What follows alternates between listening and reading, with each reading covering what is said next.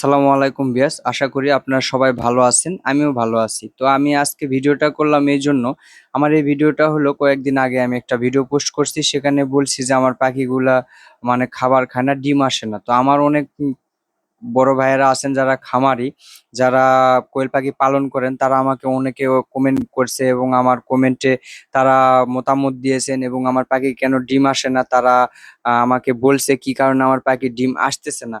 তো এই জন্য আমি আরেকটা ভিডিও বানালাম। তো আমি যেহেতু চ্যানেলে ভিডিও আপলোড করি, আর আমার চ্যানেলে যারা নতুন বন্ধুরা আসবেন আমার ভিডিও দেখবেন, আমি আপনাদের কাছে রিকোয়েস্ট করবো অবশ্যই আমার চ্যানেলটিকে সাবস্ক্রাইব করবেন এবং পাশে থাকবেন আমার নতুন নতুন ভিডিও পাওয়ার জন্য।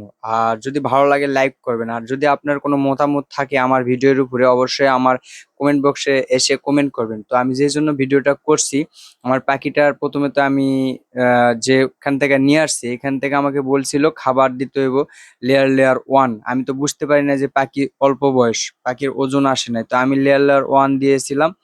পরে এই ভিডিওটা দেখার পরে অনেক আমার বন্ধুরা আছেন, বড় ভাইয়েরা আমাকে কমেন্ট করছে যে ভাই আপনি লেয়ার লেয়ার ওয়ান খাবার দিলে এই জন্য আপনার ডিম আসতেছে না, ঠিক আছে ওজন বাড়াইতে হবে পাখির। তো তার মধ্যে মাঝখানে আমার পাখির একটু অসুস্থ হয়েছিল, আরো সমস্যা। তো আমার বড় ভাইয়েরা অনেকে আমাকে বলছে যে আপনি ইয়ে করেন, আপনি ব্রয়লার সোনালী স্টার্টার যে ফিডটা আছে জিরো সাইজ ওইটা আপনি দিতে পারেন, তাহলে ইনশাল্লাহ হয়তো সপ্তাহখানেকের মধ্যে আপনার ডিম হবে।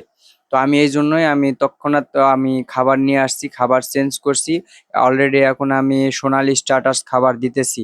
তো দেখা যায় আগামীতে কি হয়, অবশ্যই আপনাদেরকে আমি ফিডব্যাক জানাবো যে ডিম আসে কিনা। আর আপনারা সবাই ভালো থাকবেন, দোয়া করবেন, আর যেন আমার পাখিগুলা সুস্থ থাকে এই দোয়া করবেন। ধন্যবাদ সকলকে। আসসালামু আলাইকুম।